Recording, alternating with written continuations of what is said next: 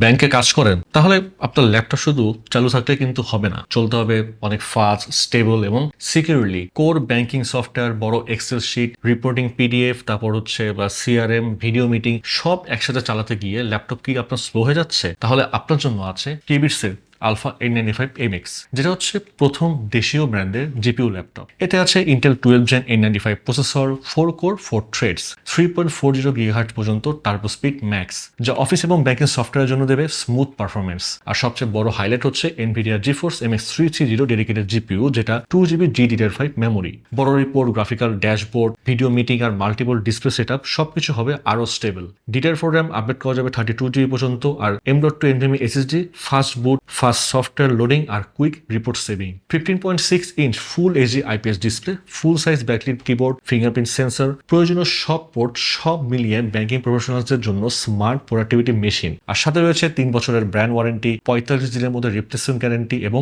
Life time servicing warranty. আর 8GB RAM এবং 256GB SSD ভেরিয়েন্টের দাম মাত্র 34,999 টাকা। সো কিউবিটস আলফা 895 MX, কাজ করুন ফাস্ট, সেফলি আর আরো কনফিডেন্টলি।